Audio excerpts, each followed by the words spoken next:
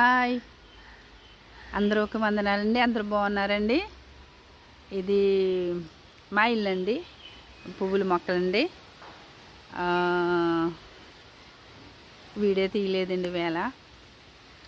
పిల్లడు మా మనవడు బడికి వెళ్ళిపోయాడండి. ఆడికి టైం దొరకలేదంటే వీడియో తీయనన్నాడు. అందరూ బాగున్నారు కదండి. మీ అందరికీ నా వందనాలు. దేవునికి మహిమ కలిగిన గాక హల్లెలూయా. మరి ఇది మా ఇల్లు అండి. ఇంకో చూడండి పువ్వుల మొక్కలండి. ఇదైతే ఎప్పటి నుంచో నేను కోటి నుంచి వచ్చిన కాడి నుంచి చిన్న మొక్కండి ఎదిగింది, కానీ ఇప్పుడు ఇంకా కాయలు కాయట్లేదు. ఇది పంపర బసకాయ లేదంటారు కదండి, ఆ చెట్టు అండి ఇది. అలాగే ఇంకో చూడండి జామ చెట్లు ఉన్నాయి, పువ్వుల మొక్కలండి. ఆ ఇల్లు మా ఇంటి దగ్గర మా పక్కనండి మా మధ్య గారు అవుతారు ఫాస్ట్ గారి ఇల్లు అండి అది. ఇది మా పక్కలండి. ఇది మా ఇల్లు అండి.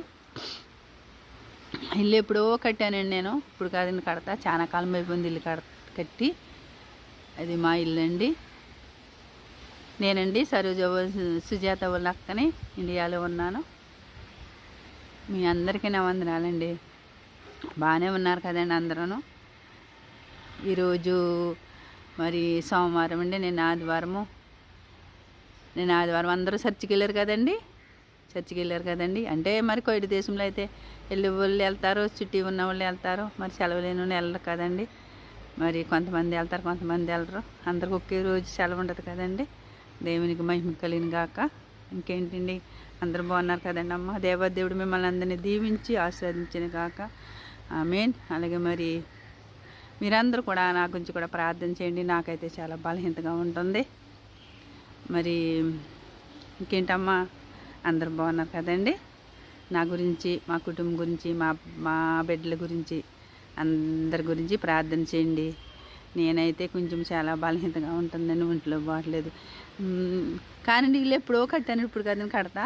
చాలా కాలం ఉందండి ఇల్లు కడతాము.